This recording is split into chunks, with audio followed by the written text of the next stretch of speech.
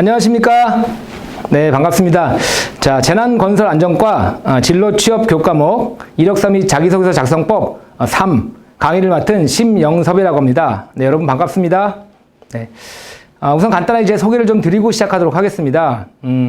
저는 그 대기업의 인사팀에서만 한 18년 정도 근무했고요. 자, 여러분들을 채용하는 그 HR 인사부서에서 그것도 HRM 쪽에서만 한 18년 정도 근무했기 때문에 여러분들 자기소개서 다 제가 검토했고요. 또 그런 사항 오늘 또 많이 알려드릴 수 있을 것 같습니다. 또한 제가 공기업은 한 3년 전부터요. 자기소개서 심사위원으로 활동하고 있고요. 또 그 유형별로 면접관으로 참여하고 있고 작년부터는 제가 공기업에서 공정하게 채용을 하고 있는지 그 신입사원 채용의 전반을 갖다가 실제 방문해 가지고 확인하고 또 권고하고 이런 작업을 하고 있거든요. 그래서 이런 경험들을 바탕으로 해가지고 여러분들한테 좀 더 유익한 이런 정보 또 자료 제공해 드릴 수 있도록 노력하겠습니다. 자, 그럼 지금부터 한번 시작해 보도록 하겠습니다. 자, 그러면 자기소개서 작성에서 가장 중요한 게 무엇인지 우선 퀴즈를 좀 내고 시작하도록 하겠습니다. 여러분 혹시 중동 지역 아랍권 들어보셨나요?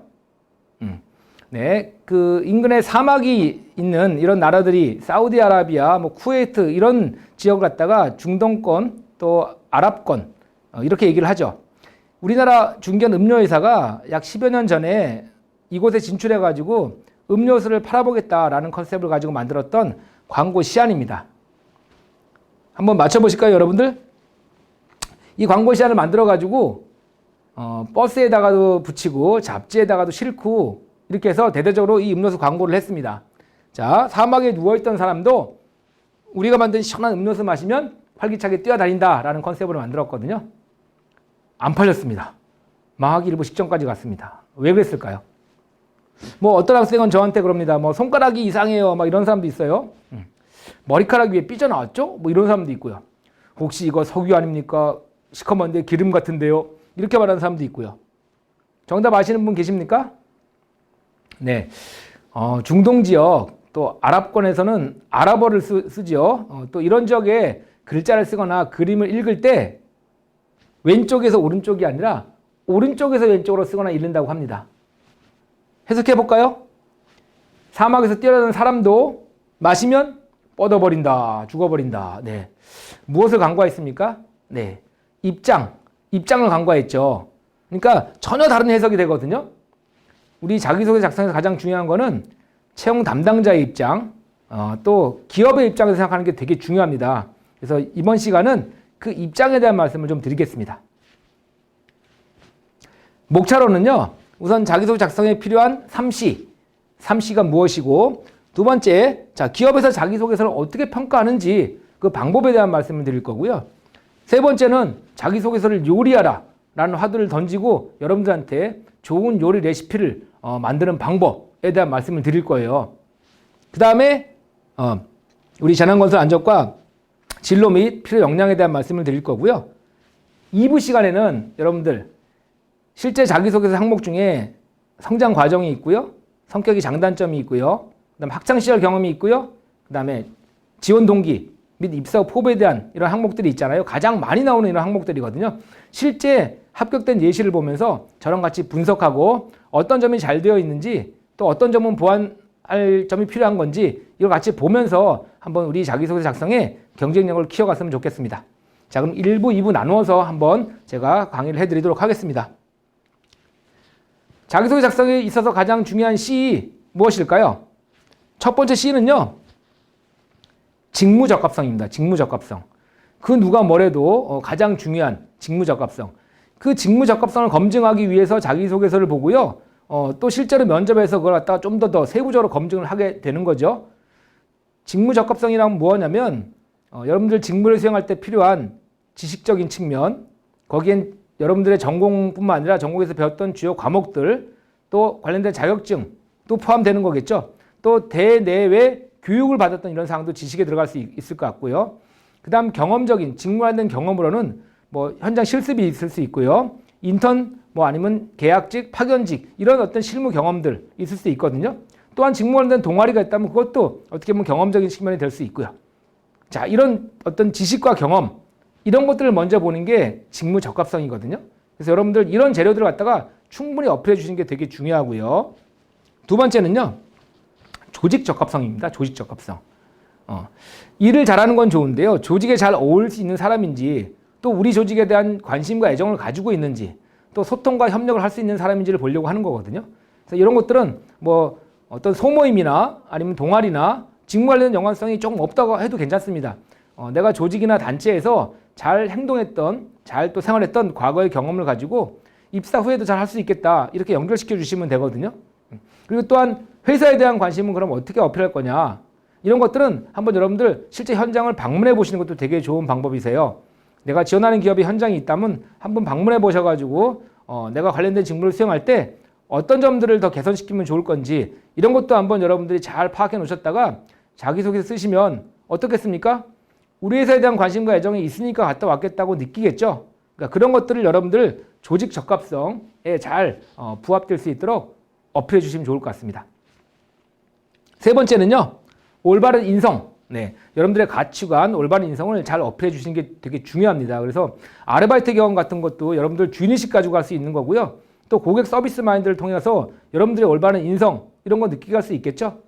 세 가지 많이 보는 거, 네, 가장 중점적으로 보는 3C, 직무 적합성, 그 다음에 조직 적합성, 올바른 인성, 이렇게 본다고 생각하시고 이 세 가지의 3C를 잘 맞춰서 여러분들이 자기소개서 쓰시면 훨씬 더 좋은 점수를 받을 수 있을 것 같습니다. 자, 그러면 저희가 낸 이력서랑 자기소개서가 실제 기업에서 서류전형이라는 이름으로 어떻게 평가되는 겁니까? 이거 아셔야 되겠죠. 이거 모르시게 되면 도대체 내가 잘하고 있는 건지 못하고 있는 건지 잘 모르거든요. 크게 서류전형에서 기업에서 평가하는 거는 두 가지입니다. 첫 번째는 이력서, 두 번째는 자기소개서. 이 두 가지를 가지고 먼저 정량화시켜서 점수화시키거든요. 만약에 이력서에 우리가 입력하는 사항들이 있잖아요. 그런 항목들이 있다면 그거는 다 대부분 점수화된다고 보셔야 돼요. 왜냐하면 점수화시키지 않는 거라면 굳이 거기다 넣을 필요가 없다고 생각하거든요. 그래서 내가 만약에 입력하는 이력서의 항목들은 가급적 점수화된다고 생각하시고, 만약 부족하면 조금 더 높이시고요. 만약에 없다면 또 그것도 취득하시고 하시는 게 좋은 점수를 받을 수 있거든요. 그 다음 거기에다가 플러스 뭘 더합니까? 자기소개서를 더하죠. 자기소개를 더해가지고 총점을 매기거든요. 자기소개서 역시 정량화시킵니다. 점수화시킵니다.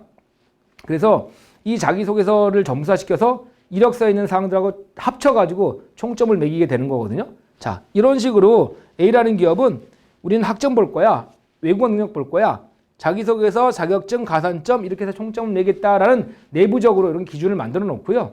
그 다음에 특히 보시면 자기소개서의 비중이 상당히 큼을 알 수 있죠. 40%로 가장 높거든요. 최근의 추세 트렌드가 자기소개서 비중이 되게 높은 트렌드를 기업들이 유지를 하고 있기 때문에 여러분들 서류 전형에서 자기소개서 중요하지만 또 면접에서도 자기소개서를 기반으로 면접 많이 물어보기 때문에 이 자기소개서는 면접까지 따라간다고 생각하시고요. 여러분들이 잘 쓰셔야 됩니다. 자, 일례로 보면 합격자 같은 경우에 학점이 27점으로 환산됐고요. 외국어 22점으로 환산이 됐죠. 자기소개서 29점. 탈락자 한번 볼까요? 그 바로 밑에 탈락자. 29점. 학점이 더 높죠, 오히려. 외국어는 6점이나 더 높죠, 합격자보다. 그런데 자기소개서를 못 써가지고 8점 낮아가지고 불합격된 사례죠. 그래서 여러분들 자기소개서의 비중이 되게 높기 때문에 이 자기소개서 잘 쓸 수 있도록 그렇게 노력하셔야 될 것 같습니다. 자, 그러면 자기소개서 어떻게 평가되는 겁니까? 비중이 높다는 것도 알겠고요. 자, 그러면 자기소개서는 어떤 평가 방법 알려주십시오. 보통 자기소개서를 다 읽습니다. 전체 다 읽고요. 그리고 보통 어떻게 생각하냐면 우리 지원한 학생들은 하나씩 읽으면서 요 부분은 좁으니까 플러스 몇 점, 요 부분은 조금 부족하니까 미흡하니까 마이너스 몇 점, 이런 식으로 해서 총점을 매긴다고 생각하시는 분들이 간혹 있더라고요. 그렇지 않습니다. 자기소개서는 크게 적합, 부적합 두 등급으로 나누는 회사도 있고요. 이거는 자기소개 비중을 좀 낮추겠다, 다른 것들을 좀 보겠다고 할 때는 최소화시키고요. 심플하게 하는 거죠. 충실하게 쓰면 적합, 충실하지 않으면 부적합 해가지고 아예 두 등급으로 나누고요. 좀 심플하게 볼 거야 라고 한다면 A, B, C 세 등급으로 나눌 수 있죠. 하지만 가장 많이 활용하는 곳이 보통 5등급으로 활용하는 곳이 가장 많거든요. 상대적으로 평가를 하겠다는 얘기거든요. 5등급으로 나눠가지고 그래서 만약에 30점, 30%만 반영하겠다 그러면 총 만점을 30점을 주고요. A등급. 그 다음에 B등급을 25점. C등급을 20점. 이런 식으로 5점 차이로 이렇게 구분해가지고 일단 등급을 마련해놓고 거기에 맞는 점수를 부여해놓거든요. 그 다음에 다 읽은 다음에 어떻게 하죠? 우리의 자기소개 읽은 다음에 그 등급에 맞는 점수를 딱 찍고 저장, 그럼 끝난다는 거예요. 보시면 알겠지만 다 읽고요. 여기 위에 등급이 있죠? 이 등급을 딱 찍고 저장, 그러면 나는 저 등급에 맞는 점수를 부여받게 되는 겁니다. 그래서 이력서에 있던 점수하고 이 자기소개에 있던 점수를 합쳐서 총점을 매기게 되는 거죠. 그 다음에 각 전형별로 배수라는 게 있죠. 혹시 들어보셨나요? 배수. 서류 전형 뽑고자 하는 인원 대비 보통 10배수. 그렇죠? 뭐 공기업 같은 경우는 더 많죠. 뭐 50배수 이상 뭐 이렇게 되고요. 그 다음에 필기 전형, 면접 전형. 면접 전형도 1차 면접, 2차 면접 이렇게 해서 배수가 다 있거든요. 뽑고자 하는 인원 대비해서 몇 배 이런 걸 얘기하는 거예요. 그래서 총점을 다 매겨지면 그 총점에 맞는 배수 안에 들어야지만 다음 전형에 갈 수 있는 거죠. 이런 식으로 평가되니까 유의하시면 좋을 것 같습니다. 자, 그러면 이 평가 등급은 어떤 기준을 가지고 매기는 겁니까? 궁금하시죠? 네, 실제 기업의 평가 기준안입니다. 평가 기준안. 보시면 이제 여기 CDF, 조금 전에 말씀드렸다시피, 자, 이게 점수를 보시면 8점, 3점, 0점이거든요. 그러면 A 플러스가 지금 20점이니까 절반 이하의 점수거든요. 그러면 이건 거의 불합격된다고 보시면 될 것 같고요. 이거 한 등급이라고 묶을 수도 있는 거죠. 자, 한 등급, 두 등급, 세 등급, 네 등급, 다섯 등급. 자, 5등급은 나눠졌다고 보시면 될 것 같고요. CDF, 안 좋은 점수 받는 방법 알려드릴게요. 먼저 이걸 알게 되면 우리가 또 다른 등급 받는 것도 또 반대로 하시면 되니까. 자, 일단 한 항목이라도 작성하지 않는다. 만약에 한 5개 항목이 있는데 5개 다 채워야 되겠어. 하나 정도는 빼도 되겠지? 0점 처리됩니다. 다 채우셔야 돼요. 두 번째는 설마 다 읽겠어? 첫 번째 항목 다 카피해가지고 쓴 거 한 네 번째나 다섯 번째 갖다 붙인다? 0점 처리됩니다. 다 읽습니다. 전부 다. 그래서 그런 거 하시면 안 되고요. 그 다음에 여러분들 좀 가끔씩 이렇게 또 이런 일이 발생할 수 있는데요. 하루에 막 여러 군데 넣고 정신 없다 보니까 또 문항도 비슷해가지고 카피해서 갖다 붙이다가 회사 이름까지 붙이는 경우가 있습니다. 그런 경우 어떻게 됩니까? 0점 처리 주의하셔야 돼요. 그리고 또 1500자를 쓰라고 합니다. 1500자. 아, 무슨 1500자 그렇게 많이 써. 그냥 500자만 쓸래. 뭐 짧게 써도 임팩트 있게 쓰면 되지. 어떻게 됩니까? 감점 받습니다. 감점. 절반 미만의 분량 쓸 때는 거의 감점 주는 기업이 많기 때문에 여러분들 글자 수 제한이 있다 그러면 항목별로 거기에 맞춰서 충실하게 쓰셔야 된다는 점 유의하셔야 될 것 같습니다. 마지막 여러분들 오탈자. 요즘 오탈자도 많이 보거든요. 전체적으로 쭉 읽어봤을 때 오탈자가 많게 되면 여러분들의 문장 능력이 뛰어나지 않다고 느낄 수 있어요. 그래서 마지막 오탈자 검수를 잘 하시고요. 특히 뭐뭐로 서, 뭐뭐로 써 이런 것들 유의하셔야 돼요. 학생회장으로 서가 맞습니까? 써가 맞습니까? 서가 맞죠? 자격은 다 서고요. 나머지는 써로 하시면 될 것 같아요. 그래서 그런 것도 유의하셔가지고 마지막 오탈자까지 잘 여러분들 유의하시면 될 것 같습니다. 자, 그러면 이렇게 하지만 않는다면 우리는 B뿔이나 B를 받겠죠. 하지만 A뿔이나 A 받는 방법 이제부터 좀 알려드릴게요. 자, 일단 기본적으로 원칙을 알고 가셔야 돼요.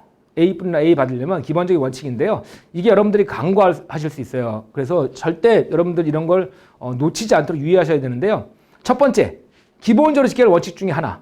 제가 강조하는 것 중에 하나인데요. 뭘까요, 여러분들? 뭐 거짓말을 하지 마라, 뭐 이런 걸까요? 네. 제가 강조해드리고 싶은 첫 번째 원칙은요. 절대 밤에 쓰지 말랍니다. 밤에 쓰지 마라. 오늘 이제 강의를 들으시고요. 우리 집에 가셔가지고 새벽 1시, 2시쯤에 책상에 앉으셨어요. 자, 한번 자기소개서 한번 써봐야지. 1시, 2시에 앉으니까 어떻습니까? 주변이 아주 적막하고 고요하고 하죠? 그리고 밖에 창밖을 보니까 비가 와요. 가을비가 추적추적 내립니다. 그리고 앞에 보니까 성장 과정쓰래요. 작은 시골 마을에서 태어나가지고요. 지금까지 이 자리까지 정말 어렵고 힘들게 왔거든요. 막 주마등처럼 스쳐 지나가죠. 어려웠던 일들이. 눈가가 촉촉해집니다. 눈물 한 방울이 뚝 떨어져요. 어렸을 적부터 혼자 있기를 좋아했던 아이였습니다. 작은 시골 마을에서 태어난 저는 비바람이 몰아치는 어느 날 밤. 네, 이게 뭡니까? 소설이죠. 소설. 자소설. 자소서가 아니라요. 자소설입니다. 이렇게 쓰시면 안 됩니다. 왜요? 기업은 이성적인 집단이죠. 감성적인 집단이 아니거든요. 우리의 이런 감성적인 측면을 높게 사주지 않아요. 대부분 그렇습니다. 그래서 가급적이면 이성적으로 접근하는 게 좋기 때문에 너무 늦은 밤에 쓰지 마시고요. 좀 초저녁, 그리고 아니면 낮에 이럴 때 쓰세요. 훨씬 더 이성적으로 써지거든요. 나도 모르게 몸이 반응합니다. 첫 번째 유의하실 점. 자, 두 번째, 세 번째는요. 기분 좋을 때 긍정적인 생각 가지고 쓰자입니다. 기분이 아무래도 안 좋게 되면 어떤 단어들이 나오죠? 부정적인 단어들이 나오죠. 소극적인 단어들이 나오고, 기분 나쁘니까 몸이 나도 모르게 이렇게 반응하거든요. 기분 좋을 때는요. 우리 절로 휘파람 나오고 막 이러죠. 글도 좋은 글 써진다고요. 적극적인, 주도적인 목표의식을 가지고 열정을 가지고 성실하게, 만약에 부정적인 생각 가지고 쓰면은 뭐뭐가 아닐지라도 실패를 하고 비록 뭐뭐시라도 뭐뭐조차 뭡니까 이게? 요즘은 AI로 자기소개서 심사를 하기도 하거든요. 자, AI 자기소개서 심사할 때요.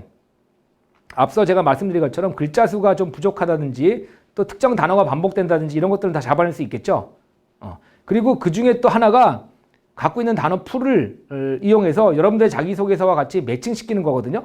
그럴 때 긍정적인 지원자인지 부정적인 지원자인지 그런 어떤 프로테이지를 가지고 퍼센테이지를 가지고 충분히 확인할 수 있겠죠.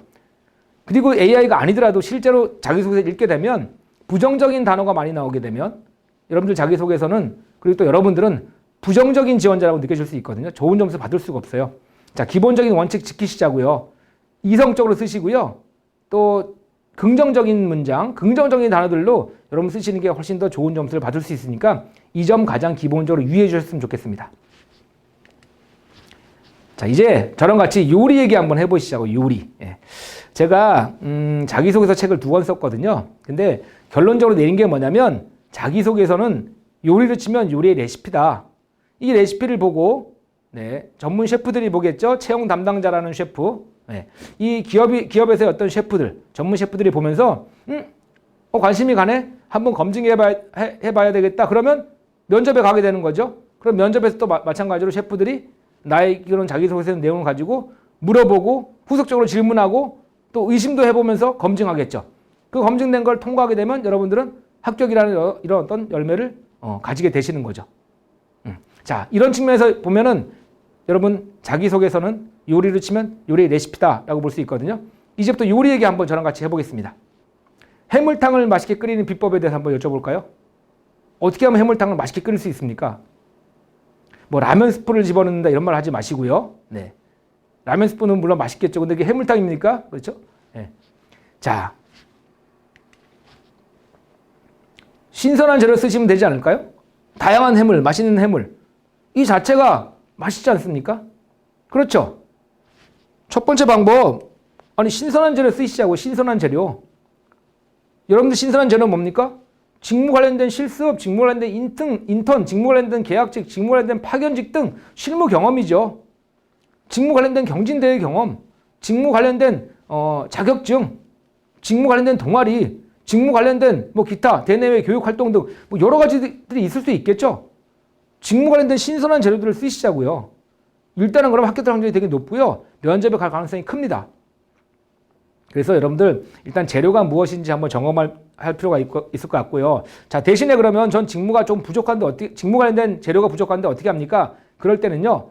자기소개 쓰실 때 앞쪽에다가 어떤 항목이든지 앞쪽에다 좀 배치시켜 주는 것도 좋은 방법일 것 같습니다.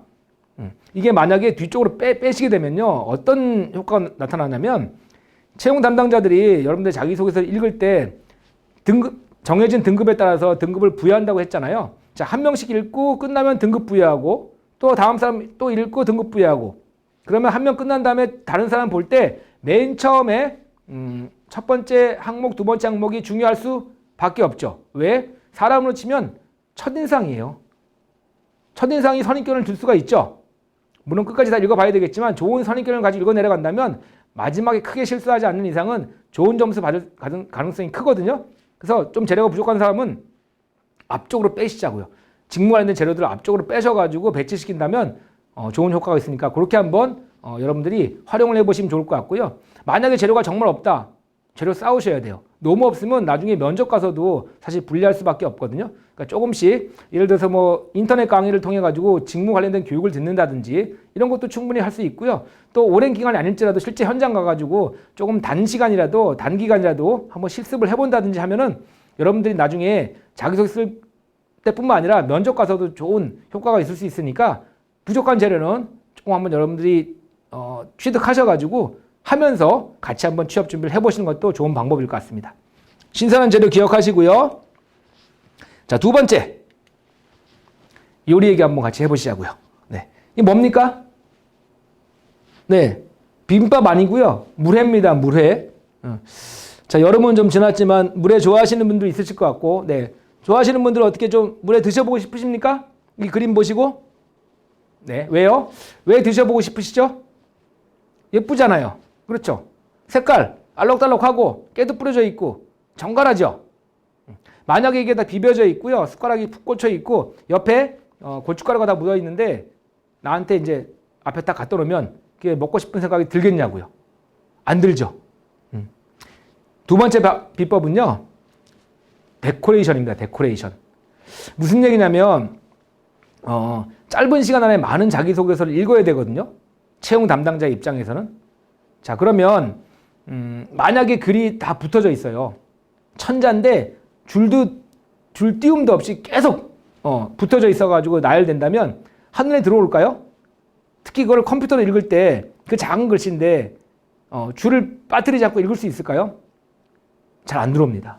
그래서 여러분들 가독성 높이는 방법, 데코레이션 하는 방법, 자기소개서에서 첫 번째 줄 띄우자. 500자 정도 되면 한 줄 정도 띄워주세요. 최소한. 500자 넘어가게 되면 두 줄, 세 줄 띄워주시자고요. 문단이 바뀔 때 있잖아요. 서론, 본론, 결론 나눈다든지 또 중간에 본론이 길게 되면 한 줄 더 띄운다든지 줄만 띄워도요. 여러분들 잘 보이게 됩니다. 두 번째 방법은요. 숫자하고 부호 같은 걸 활용하자고요. 내가 갖고 있는 두 가지 강점, 한번 1점 책임감 설명해 주고요. 한 줄 띄고 2점 목표의식 또 설명해 주고 구분해 보시자고요. 1점, 2점으로. 또는 부호로 할 수도 있고요. 또 첫째 콤마, 둘째 콤마 활용해 보시자고요. 너무나 잘 보이겠죠. 자, 가독성을 높이는 방법을 통해 가지고 여러분들의 자기소개서 더 잘 보일 수 있도록 해 주시자고요. 실제 사례를 한번 들어드릴까요? 네. 동네 빵집에서 아르바이트 했을 당시 내가 매출도 올리고요. 단골 고객도 확보했다는 내용을 가지고 쭉 풀어나가거든요. 줄 띄웠죠. 잘 보이죠? 네. 그리고 중간에 한번 보시면 뭐가 있습니까? 앞부분에? 수합 분석을 했습니다. 이 빵집을. 부호로, 그 다음에 영문 이니셜로 해가지고 강점, 약점, 기회, 위기 이렇게 구분하고요. 거기에 명확하게 단어로 콤마 넣어가지고 썼거든요. 그 다음에 이 과정은 어떻습니까? 강점과 기회를 살리고 약점과 위기를 보완하는 전략을 통해 가지고 마지막 결론에 이르게 했죠. 잘 보입니까? 잘 보이죠. 명확하죠. 나중에 면접 때도 면접관들은 다대다 면접주로 많이 보잖아요. 그럴 때 미리 자기소개서를 주지 않기 때문에 당일날 오픈을 많이 하거든요. 그때 여러분들 면접 들어갔을 때 한 번에 보기 시작할 때 훑어보는데 이렇게 만약에 명확하게 돼 있다면 잘 보일까요? 잘 보이죠. 물어볼 가능성이 크죠. 요 내용에 대해서. 나한테 관심도 끌 수 있으니까 여러분들 적극적으로 활용하시고요. 거꾸로 줄글로 썼을 때 한번 생각을 해보시자고요. 잘 읽히겠나. 한번 줄글로 써가지고 두 개를 비교해 보세요. 그럼 명확하게 왜 가독성을 높여야 되는지, 여러분들 데코레이션을 왜 해야 되는지 아마 분명하게 느낄 수 있으실 겁니다. 요리의 마지막 얘기를 해드리겠습니다. 자, 이제 해물탕 드셔보셨고요. 물회 먹어봤습니다. 자, 이 요리 저 요리 이 밥 저 밥 다 먹어봐도 제일 맛있는 밥은 누가 해주는 무슨 밥? 네, 엄마가 해주는 집밥. 맞죠? 왜요? 아기 때부터 쭉 먹어와서요. 어렸을 때부터 아주 익숙해서요. 맞습니까? 물론 맞죠. 하지만 그보다 더 중요한 것은 우리 엄마의 정성, 진정성이 들어가 있어서 그럴 것 같습니다. 맞죠? 네, 엄마가 여러분들 위해서 진정성을 가지고 정성스럽게 요리를 해주시잖아요. 맛있을 수밖에 없죠. 재료가 좀 부족하고 이런 친구들 현재 보유한 재료 가지고 정성스럽게 진정성을 다해서 한번 써보시자고요. 진솔하게. 그럼 그런 것들이 느껴지거든요. 그래서 그런 것들은 어떻게 써야 됩니까? 요거는 제가 2부 시간에 이제 실제 예시를 들어가지고 여러분들한테 전달 드릴 거예요. 화려하진 않지만 문장 단어 하나하나 문장 한 문장마다 정말 지원자의 가슴에 있는 이런 어떤 진솔한 얘기들이 전달되는 이런 자기소개서들이 있거든요. 이런 것들은 실제 면접으로 가게끔 이렇게 할 수밖에 없고요. 좋은 점수를 줄 수밖에 없거든요. 그래서 이렇게 마지막 세 번째는 정성을 다하자. 요거를 꼭 유의하셨으면 좋겠습니다. 자, 이번 일부 시간 마지막으로 다시 한번 우리가 좀 짚고 넘어갈 게 있어가지고요. 제가 요 내용을 준비를 했는데, 자, 실제로 우리 과에 대한 어떤 내용들 학교 홈페이지 들어가서 우리 과는 어떤 과다라는 게 정의를 해놓은 게 있거든요. 요건 한번 보시면서 우리 과가 이런 과구나 다시 한번 확인하는 것도 좋을 것 같고요. 제가 이제 요거보다도 오늘은 취업 분야하고 관련된 어떤 필요 역량에 대한 말씀을 좀 드리려고 하는데요. 자, 우리가 갈 수 있는 분야 어떤 분야인지 혹시 여러분들 알고 계십니까? 선배들을 통해서 또 주변의 친구들이 간 이쪽을 아무래도 많이 갈 수 있을 것 같다는 생각이 들고요. 자, 우리가 갈 수 있는 분야는 재난 및 건설, 소방, 방재 관련 어떤 설계, 시공, 감리, 관리 업체 등을 갈 수 있고요. 건설 산업 안전 관련, 소방 및 방재 관련 연구소 이런 데 갈 수 있고, 또 대기업 등 대기업에서 또 건설 안전 관련된 부서, 또 산업 안전 관리 부서 이런 데 갈 수 있고요. 또 재난 관리 관련 및 소방 방재 위험물 업체, 또 시설 안전 관리 대행 업체, 또 손해보험사, 공무원, 기타, 또 공기업 등 다양한 곳을 갈 수 있거든요. 그래서 여러분들 한번 내가 갈 수 있는 분야가 어느 쪽인지 고민해 보시고요. 또 실제로 선배들이 갔던 곳 한번 다시 한번 확인하시면서 여러분들이 어떤 진출할 수 있는 분야에 대한 고민도 한번 해보시고요. 선택의 폭도 넓으시니까 한번 다시 한번 결정하는데 도움을 받으셨으면 좋겠습니다. 자, 마지막으로 국가 직무능력 표준이라고 해가지고요. NCS 거기 홈페이지 들어가시면 국가 직무능력 표준 NCS라고 있거든요. 다음이나 네이버 치시면 홈페이지 들어갈 수 있는데요. 국가에서 해당되는 직무에 대한 필요 역량을 지식과 기술과 태도를 갖고 명확하게 매뉴얼화 시켜놓은 그런 사이트거든요. 들어가시면 우리 직무가 어떤 것이고 거기 필요한 역량이 무엇인지 지식과 기술과 태도를 갖고 나눠가지고 구분되어 있으니까 한번 확인해 보시면 좋을 것 같아요. 나중에 입사 포부 쓰실 때도 되게 유용하게 활용할 수 있거든요. 자, 거기에 보니까 안전장치, 보호구 등 건설 현장 안전시설 관리란 근로자 안전과 관련한 안전 방호장치, 또 안전장구, 보호구, 작업 보조기구, 추락방지 난간, 안전방망, 위험표지 등 건설 현장 안전시설을 관련 법령, 기준 지침에 따라 관리할 수 있는 능력이다라고 되어 있거든요. 그래서 실무 능력뿐만 아니라 법령, 규정, 절차도 되게 중요하다는 걸 알 수 있습니다. 그래서 여러분들 어떤 경험적인 측면과 더불어서 지식적인 어떤 역량도 어필하는 게 좋을 것 같다는 생각에 제가 이 내용을 갖고 왔으니까 세부적인 내용은 홈페이지 들어가셔가지고 한번 확인하셨으면 좋을 것 같습니다. 네. 자, 그럼 이상으로 1부를 마치고요. 2부에는 여러분들 실제 성장 과정, 성격의 장단점, 그 다음에 학창시절, 또 지원 동기 입사 후 포부를 가지고 실제 예시를 통해서 여러분들한테 자기소개서를 잘 쓸 수 있는 방법 알려드리도록 하겠습니다. 자, 1부 너무 수고하셨습니다. 네, 마치겠습니다.